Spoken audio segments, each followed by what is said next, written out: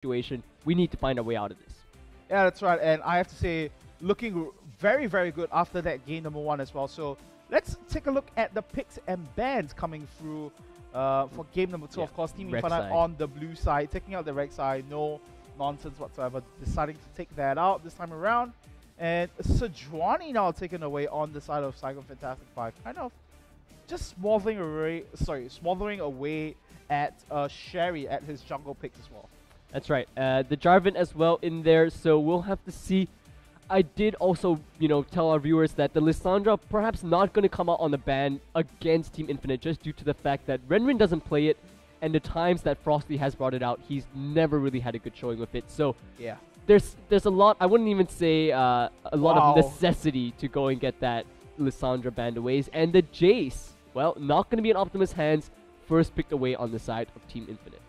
I'm not too sure if that's kind of like a shot towards Optimus. And it's like, last game we banned that away from you. Yeah. And this time around, we're just going to bring that out to... I'm just going to say it right now. It definitely is. It's their last game. They want to have a bit of fun to poke at their opponents because neither Renrin or Frosty or even Oppa, the 3 rows where you could potentially see Jace, never before has Team Infinite played this champion. So I think if anything, they're poking a little bit of fun at, the Saigon Fantastic 5. But we'll have to see. Because game number 1, I think Saigon Fantastic 5 were the ones having fun. And Team Infinite were the ones that were just getting smashed. Yeah, and the thing about playing Jace against Optimus as well is that it's one thing that the guy plays the champion so well. Yeah. It's another thing to try to use his best champion against him. It's almost like, you're trying to play basketball against an NBA player. Like, how's that going to work out for you? Exactly. So, I do like what we're seeing out of Saigon Fantastic 5 still.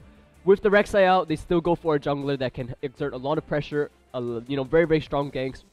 This is why I think, this is what we were looking for. I think all of us, shoutcasters, or even the audience who looked at the Saigon Fantastic 5 as a team that is, up there, one of the, more advanced teams, is to settle down, find a pattern.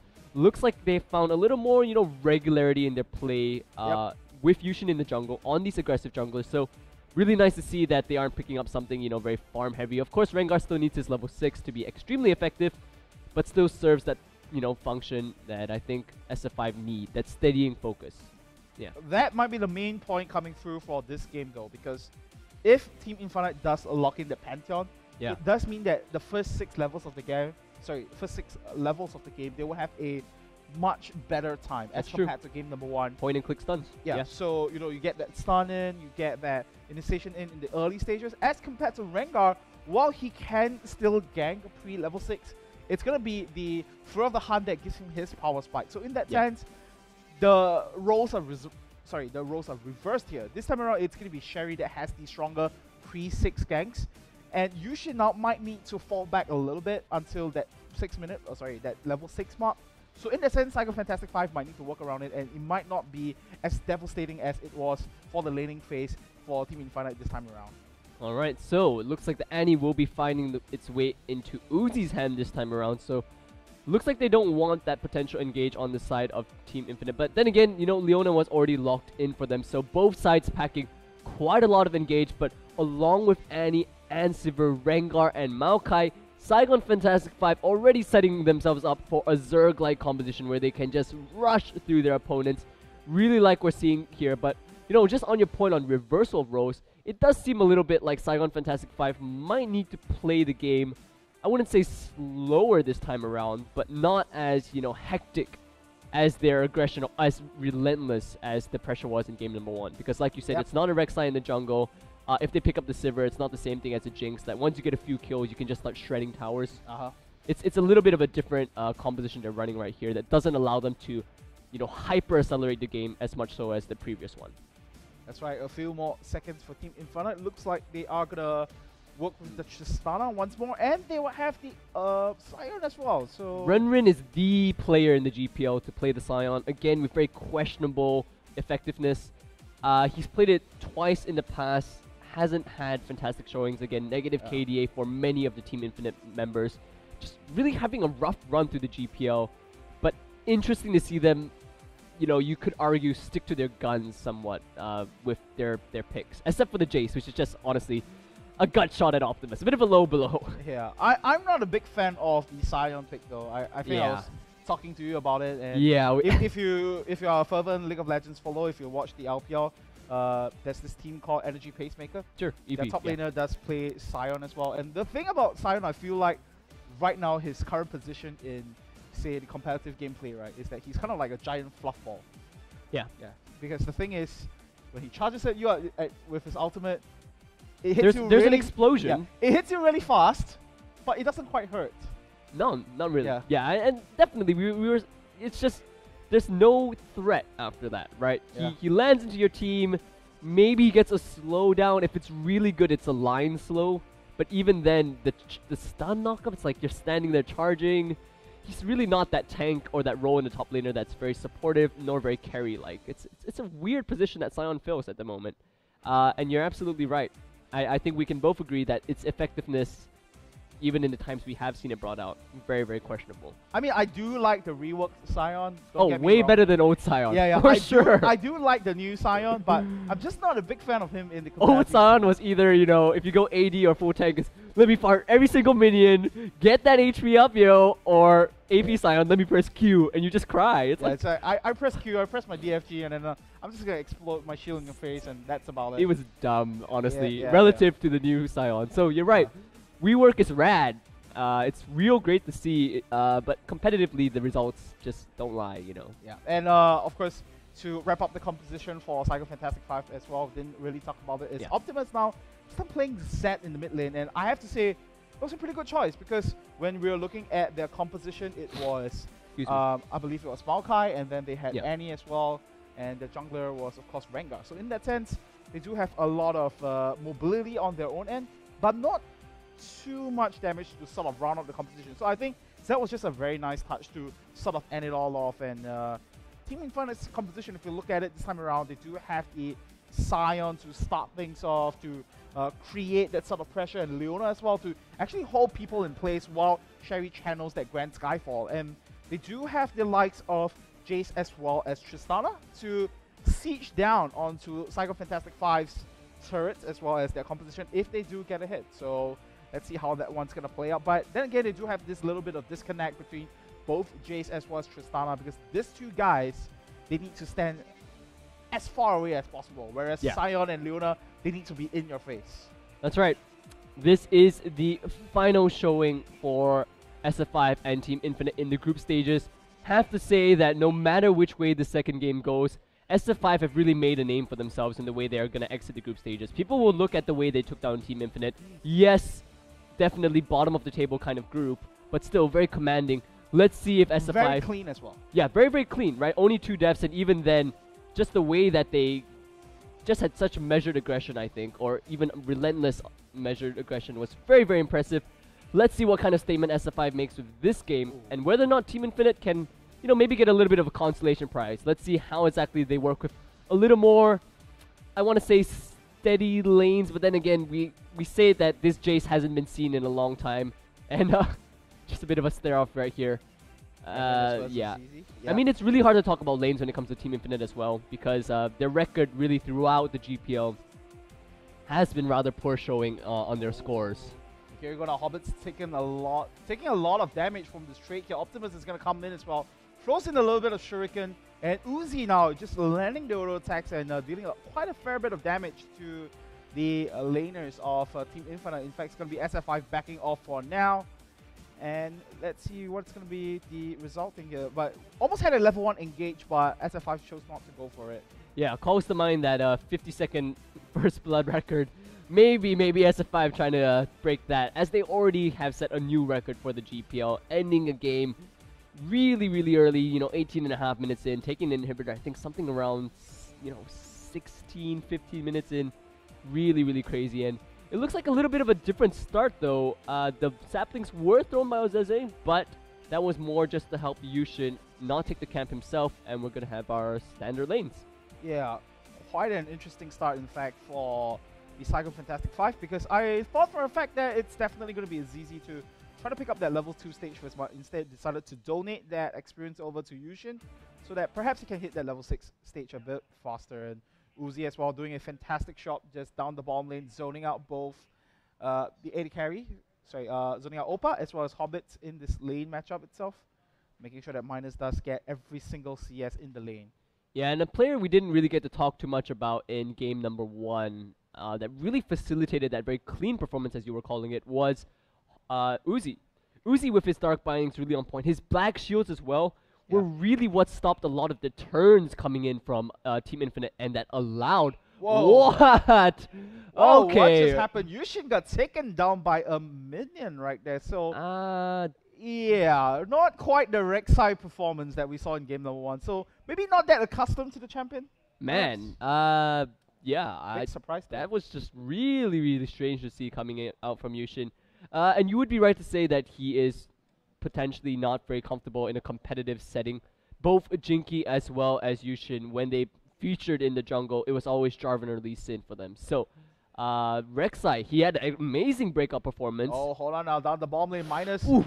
Getting taken down quite low there. The Boomerang Black is going to come back around, and Opa's going to go all aggressive onto Minus, blowing both the kill as well as the flash. Uzi, though, might be able to pick up the counter kill. It's the Boomerang Blade that picks up the kill onto Minus. Uzi surviving with a slither of HP, and Minus and Uzi coming out on top with the counter engage here. Opa, I felt like, just got a bit too aggressive in the lane there, and just giving away the kill to Minus like that. Not the best decision that Team Infinite has made. Hobbit's almost wanting to jump in once again, but if he had done so, he would have found himself just pulling Leona to death. Yeah, and the reason why Uzi is sticking around is because they have just spotted the jungler in the mid side. Oh, there's the bait coming in. Spell shoot to block any kind of follow-up stun. Oh, Hobbits! Wow. Good patience right there, right? You saw him actually hold off on his Shield of Daybreak right there to wait for the spell shoot to time him out. So Hobbits saying, don't mess, brothers. Picks up 1 kill for himself.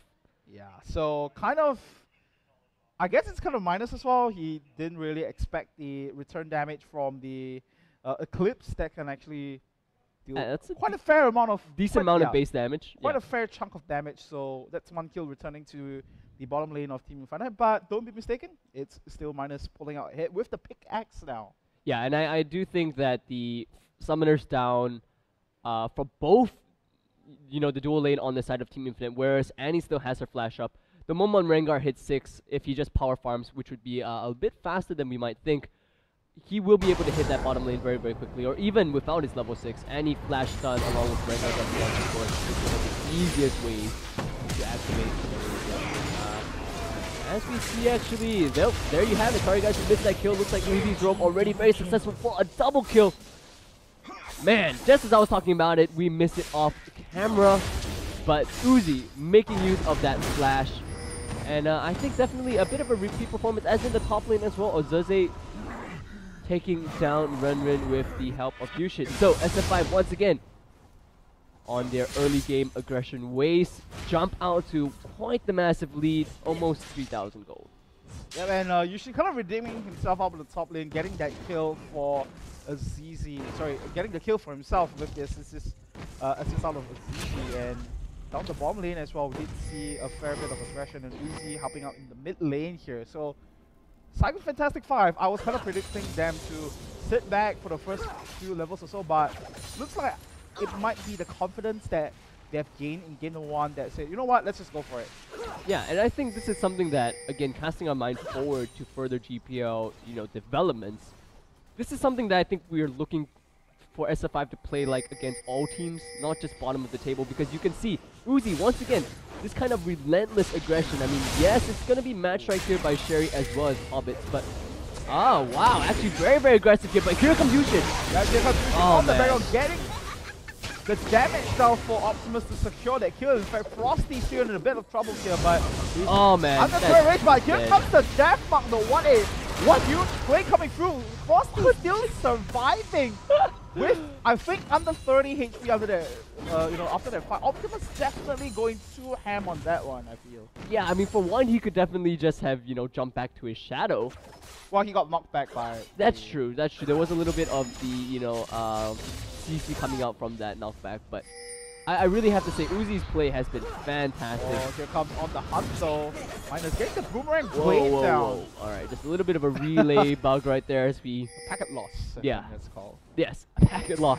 I like how this is called packet loss. A very technical term, but nevertheless, no bugs right there, just a bit of a visual error. Nevertheless, oh, Sherry. Yeah, jumping on to might actually go down for a bit. Does get the 5-stack though, so we'll have the wrong. Coming through it, here comes Redrid with the slam down onto Yushin, getting that ultimate in. So not quite the giant fluffball after all. So yeah, I think to talk a little bit about confidence and aggressive play. Wow, you know, I would make the argument that SF5 needs to play like this against all teams who lost at the bottom of the table. It still needs to have that clean element in there, and I think this is where the Morgana pick from Uzi really showed in game number 1. You know, it's a little more evident now. Because Annie has been able to find picks, but you can see how when he roams in terms of the aggressive plays that are being brought up by the rest of his teammates, there isn't still that black shield, you know, to stop the things like knockback, CC, to kind of turn that aggression on its head. Nevertheless, I really like what Uzi's doing. I mean, he knows bottom lane is pretty much won, 58 to 39. He's not needed there at all. He goes to cap mid. This is just, you know, the unsung hero of SF5 if you want. Not going to be picking up all the kills. Well, actually now, 3 kills in. Hobbit trying to match that roam has been somewhat successful. In fact, it's level 6 as compared to Uzi's level 5. So very hot mid lane, if you will, in game number 2. yep, that's right. And the solo flare is definitely going to make a huge difference when those switches do come up. Sure it was going to come around, and SF5 is going to try to come in to actually Redred. A nice solo flare to lock Uzi into place. So Redred is going to be there. In fact, Hobbit's going to jump right back into battle. Fox Clear is going to flash out of for now. SF5 a full-man stack onto the blue buff area of Team Infinite. A very aggressive play, but fortunately for Team Infinite, they were able to back out of there, no troubles whatsoever. But that is a 3,000 deficit that they are sitting on. Yeah, Team Infinite's still looking very, you know, disjointed in the way they engaged. Leona went in, but it looked like Oppa was, oh not Oppa, excuse me, Sherry already wanted to back off. Frosty was actually still farming a lane. Still very disjointed, but it does show, right, that even SF5 now, with their aggression, while Infinite is able to collapse, it isn't still a team effort. It's more like one member on the team. Maybe the shot calling is a little bit off. You know, we should really go for this, but the rest of the team isn't on the same page. So, you know, SF5, they're not being really punished for the over-aggression. Optimus getting spotted out by the vision that Team Infinite had, and they know they are going to lose out on the Dragon. Something that I just realized down for the bomb lane of SF5. The blue bomb lane, if you like to call it. The Frostfire Annie, as well as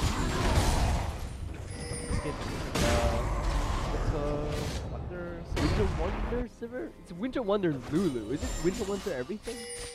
I'm not too sure, but yeah, she's holding that snowflake as a boomerang though. How does it not melt?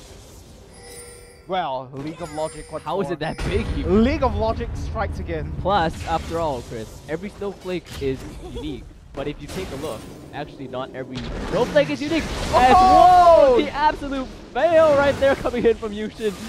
Yeah. Man, that was yikes. Disaster day for... Yeah, if Frosty had been, you know, a little more on point and just flashed and, you know, knocked him back to the tower, that would have been, you know, super mega epic fail. But Frosty escapes with his life, as does Yushin actually. So definitely not as clean aggression as we saw. Oh, here we go now, Gwen Skyfall. Where's it gonna go down into the bomb lane? Minus is gonna use the spell shoot. Let's get it on the hunt, and here comes the stack though, not quite getting the Minus did a little dance there after he flashed cool out. As ice, baby. He knows what's up. He knows what's up. Yeah, but good attempt though from Sherry actually blowing the summon spell off of Minus, so can easily revisit that lane once more. Uzi's gonna come back into lane now with the very interesting upgrade on that Boots. Yeah, it's all about the engagement. Lower cooldown on flash. Uh-oh. Here it comes. When he goes for those range minions. There you go. There you go. Man. Pretty good timing as well. Opa's gonna blow that heal in order to get out of there, and unfortunate timing for Hobbit because he just left the lane as well. So SF5 once again looking to regain control of the bomb lane. Yeah, I mean, you have to feel like the damage has already been done. Oh no! What? Really? Here comes the explosive shot. Oh, the shot, in fact. Uzi, don't do it! Okay, alright. He's gonna back off from that. Well, he does have Cerberus to kind of back him a little bit. Yeah. He's in fact gonna use Cerberus to do the Krugs right now. He's gonna try to block that against Sherry, and he's gonna flash in for the stun, and he's gonna try to chase in as well. The Ignite's gonna come through. The Boomerang Black Blade does not land though, but Minus here Is he gonna get taken now? Yes, he does. Sherry's gonna go down with him though. The kill goes over to the spot player. Azizi on the back end. And here comes Renrin joining the fight now. The huge tanky Saigon is gonna join the fight. Yushin is gonna be the next one to be called out here. A huge solar flag out here from Team Infinite. Frosty is gonna pick up the kill to Azizi. That is the double kill now for the mid lane of Team Infinite. Has things turned out for the Bangkok squad of Team Infinite, man. Oh man, you just got to wonder what SF5 were thinking right there. Tunneling into that narrow corridor. You can see on your mini-map, no wards, not a single bit of vision for them to re-engage or just even call for the teleport with their AD carry already down. Optimus still, or already very, very late to the roam. And finding a Scion like that, with the Solar Flare available to Leona in that narrow corridor, probably, I just have to say it, really the dumbest thing that SF5 could have done right there. Infinite finds a whole bunch of kills, even up the kill score, or at least close it very close to 6 to 7. But, even though the players can't see the score, we can. Gold score still doesn't lie. 3,000 gold lead, 13 minutes in, still looking good for SF5. And this bottom lane, oh, Sherry. Oh, man. Now by the 9 right here, 40 to get jumped on by Rengar. In fact, it's going to be Hobbit that's going to be the target. Here comes River before they're going to be joining the fight. Uzi kind of cutting it close, almost going down as well. Oh, on the back end, in fact, it's going to be Renrick that takes up the kill onto Uzi. They're going to chase it onto Yushin now. Optimus is still there to try to back up his teammate. Azizi is going to be there as well. A little bit of bodyguarding duties from Maokai. And down the ball lane with UC Minus finally getting the first turn of the game for themselves at the 14-minute mark. Slightly more different SF5 squad that we've seen from game number 1, and I guess they really got to start respecting the squad that Team Infinite has put together. Yeah, it's again, I really have to say it's due to the fact that the aggression that SF5 want to exert, number 1 hasn't been as clean due to the Rek'Sai, being missing, or, well, just due to the fact that usually seems rather uncomfortable on this Rengar pick. They might be able to pick up a kill on Rengar right here. It's gonna off. He's actually wanting to turn this around with Pantheon around. They might just be able to do so. Smash! Rengar's gonna go down to Azizi though, but he's gonna come back alive with the passive. He's gonna slam, he's gonna pound, he's gonna get a kill onto Uzi before he says his sayonara. Good return kills though, coming from Team Infinite. It's now 10 to 10. Yeah, and again, I think this feeds perfectly into my point that number 1, Yushin isn't as comfortable on the Rengar. You can see he's expending, his full ferocity stacks. Yeah, that's what it is. The ferocity stacks on, the tank without any vision of any kind of follow-up, and that really, really takes away from the shock factor that Rengar has as his plus point in the jungle. Second thing is the fact that Uzi on the Annie, while he had fantastic roaming early on, it has been turned around a few times due to the fact that the Black Shield, and again, a lot of the cooldowns have been used in an improper manner. On Renrin, on, Hobbits, and then Frosty on Jason now is having a bit more of an impact, able to join the fight from, off screen, dump a whole bunch of damage, 4-1 and 3, looking good, despite the fact that we said Team Infinite hasn't played around this champion before. SF5 is giving them these openings. Oh man, focus on the Frosty right here, the death mark as well, and the ultimate from Optimus is coming. Uzi's gonna be the one to pick up the kills. He's gonna go down though. SF5 finally kind of turning the heat on and getting that 2 kills into that dragon objective there. So I think Team Infinite is gonna give this one over to SF5. Gonna get a timer from that one, but at the end of the day, it's gonna be the second dragon coming through from the Vietnamese squad.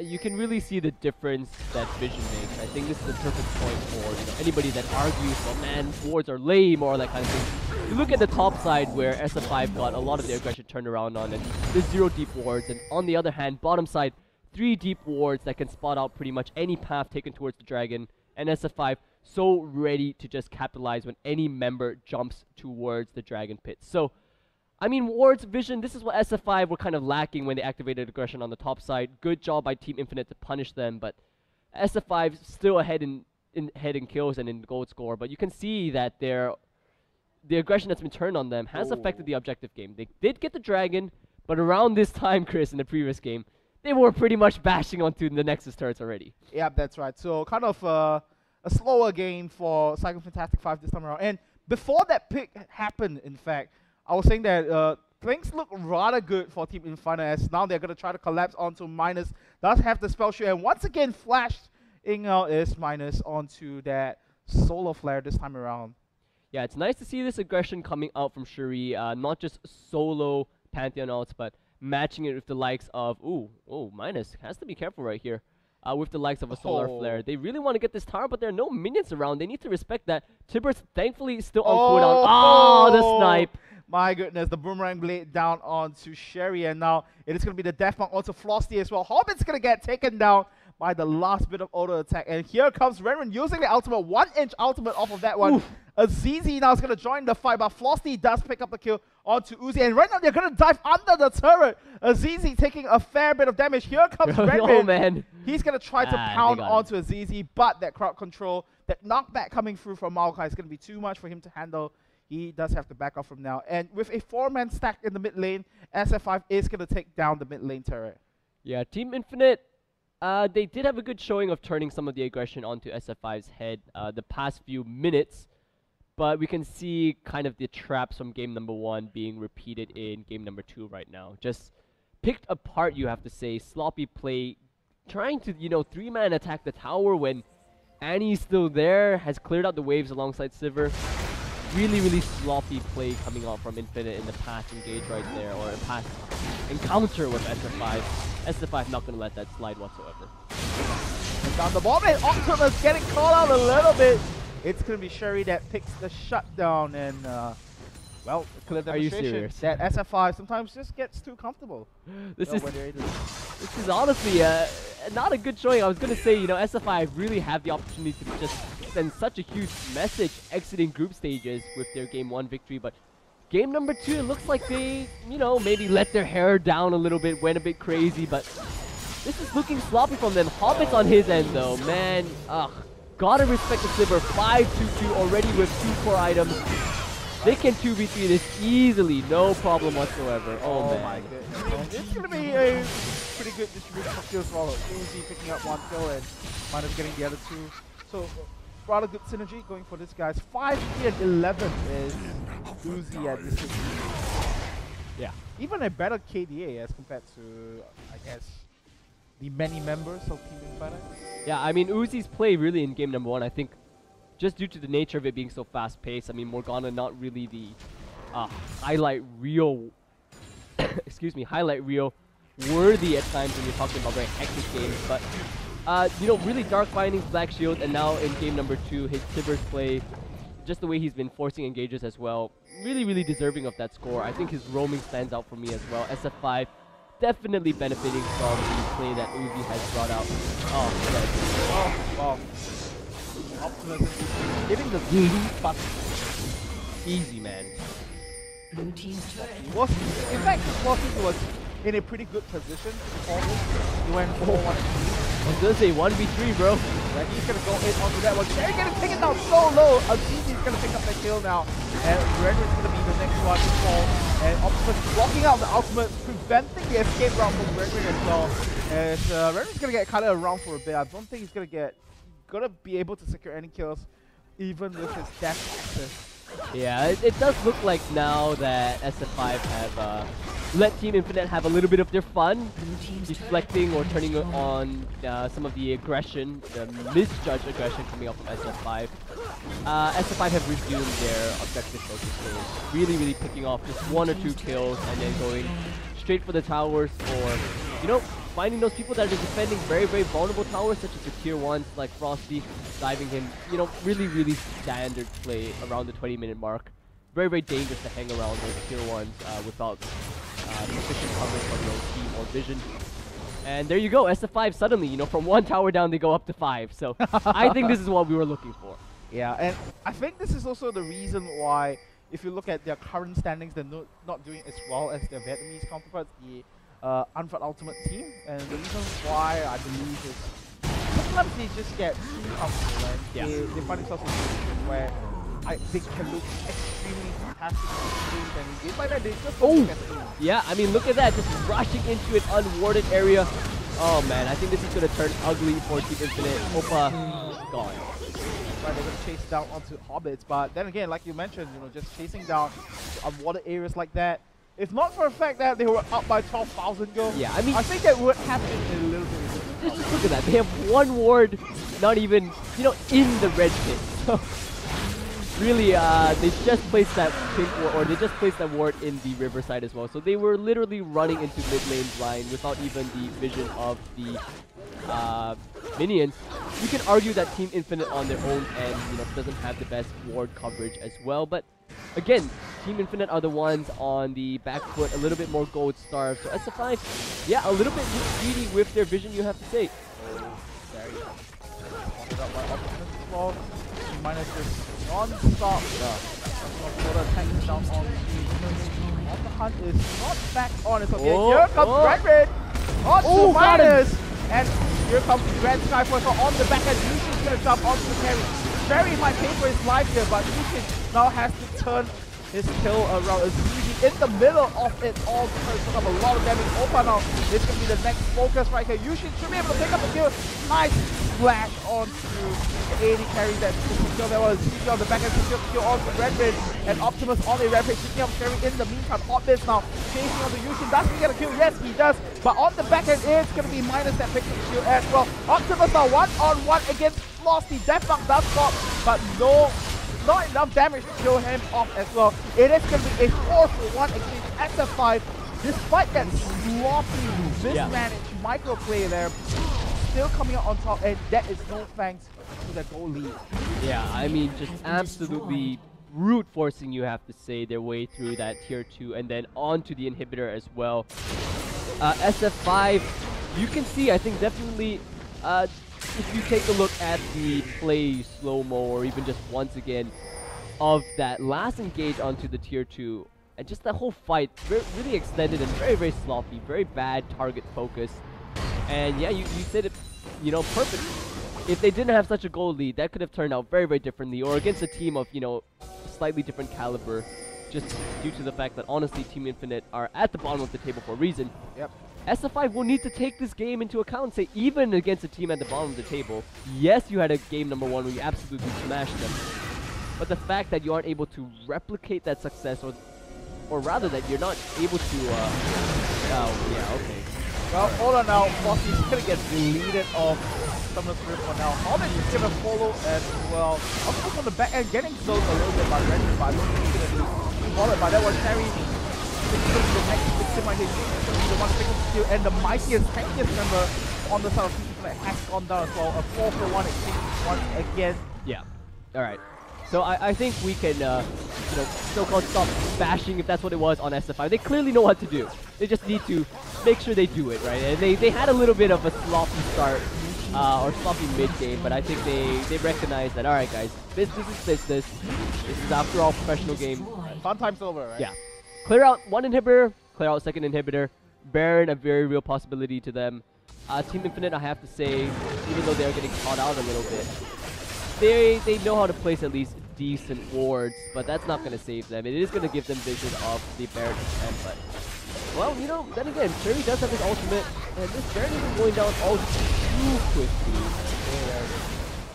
Might have a chance to collect down to SF5, not sure about that one. Come through a little bit too late though. Cherry is going to get vanquished off the side of the map, but that's before taking down Optimus though. So Minus on the back end does pick up the kill onto Hobbits, and it is a 2-for-1 so far. Remy's going to come in for the chase though onto Azizi. Minus still throwing down his auto attack to left, right, and center. Opa does get that little bit of face to walk around with, and then here comes the Nightmare. That is Rengar. He's going to jump in onto Flossie once again, 2 times in fact. There you Azizi go. secures the finishing touches, and that is the ace coming through from Saigon Fantastic 5. Alright, so Baron, 2 inhibitors down. That's pretty much going to be the final nail in the coffin you have to deal for SF5, and 20,000 goal lead. yeah, I mean, I think it's safe to say that while SF5 did mess around a little bit, they look a little bit sloppy in the mid game.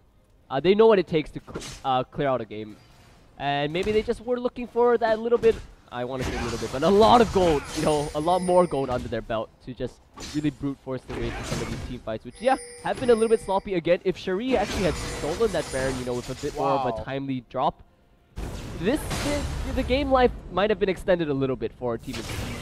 Yeah, and I can only hear the crackling sound of the whip Yeah. That is SF5's coaches. Oh, man. If that had happened, Yikes. cutting it close though, almost had it. But you have to say, from a coach's mentality, most likely that would already going to be cracking. Whoa. But here we go. Oh, man. He's coming through from on the hunt. Double kill now for Minus, and they're going to focus on the Hobbits right now. They really want Uzi as the consolation prize, but it looks like they're not even going to get that. Yikes. We didn't see Opa's hold down at the bottom side of the field. Oh, Red Rin! Oh, Red Rin! Kind of dancing around a little bit, but I think he's going to go down now. Good to see a position as well as being Uzi that picks up the kill though. And here comes the Unnamed General charging in. But that is definitely going to be game. Ladies and gentlemen, game goes to Saigon Fantastic 5 as well as the closing series 2-0. And man, what a game it is. Yeah. A little bit more sloppy coming out from SF5, and I think we can say that despite that, once they get, you know, the game into gear, into high gear, closing out mode, they really look fearsome. Of course, that is, I think, this game must be taken with a pinch of salt because Team Infinite really have had a rough road through the GPL. There's no denying